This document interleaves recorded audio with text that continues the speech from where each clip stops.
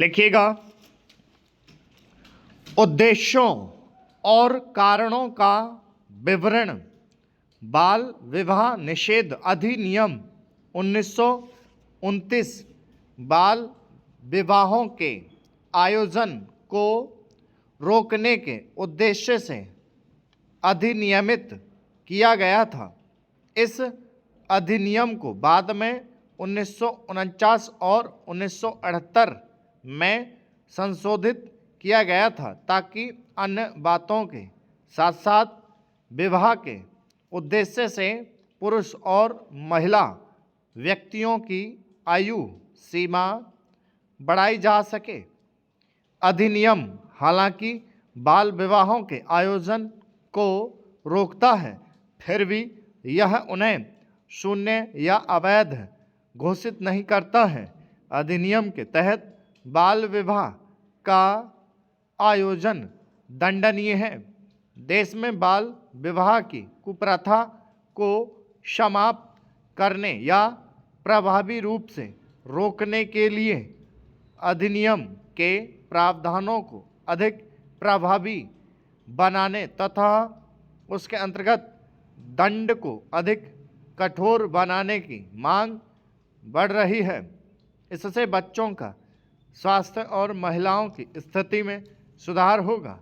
राष्ट्रीय महिला आयोग ने वर्ष 1995-96 की अपनी वार्षिक रिपोर्ट में सिफारिश की थी कि सरकार को तुरंत बाल विवाह रोकथाम अधिकारी नियुक्त करने चाहिए।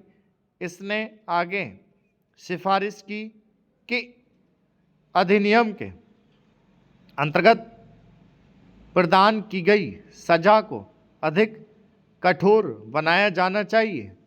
अधिनियम के उल्लंघन में किए गए विवाहों को अमान्य घोषित किया जाना चाहिए और अधिनियम के अंतर्गत अपराधों को संज्ञेय बनाना चाहिए। राष्ट्रीय मानवाधिकार आयोग ने मौजूदा अधिनियम की व्यापक समीक्षा की और अपनी वार्षिक रिपोर्ट 2001-2002 के माध्यम से इसमें व्यापक संशोधनों के लिए सिफारिशें की।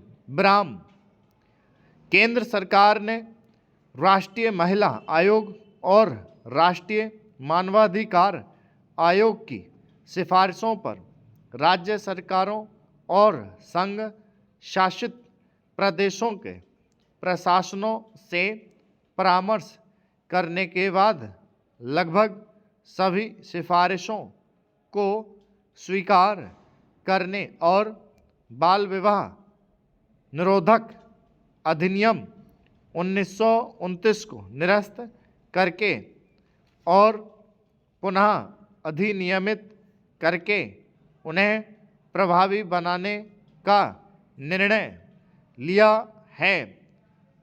ब्राह्म विधेयक की मुख्य विशेषताएं इस प्रकार हैं। प्रत्येक बाल विवाह चाहे वह इस अधिनियम के प्रारंभ से पहले या बाद में अनुष्ठापित किया गया हो, उस पक्षकार के विकल्प पर शून्यकरणीय होगा जो विवाह के समय बच्चा था, परंतु यह कि बाल विवाह को आकृत्या की डिक्री द्वारा निरस्त करने के लिए याचिका केवल विवाह के उस पक्षकार द्वारा न्यायालय में दायर की जा सकेगी जो विवाह के समय बालक था। ब्राह्म यदि याचिका दायर करते समय याचिकाकर्ता नाबालिग है तो याचिका उसके अभिभावक या मित्र के माध्यम से बाल विवाह निषेध अधिकारी के पास दायर की जा सकती है। इस धारा के अंतर्गत याचिका किसी भी समय दायर की जा सकती है। परंतु याचिका दायर करने वाले बच्चे के वयस्क होने के 2 वर्ष पूरे होने से पहले स्टॉप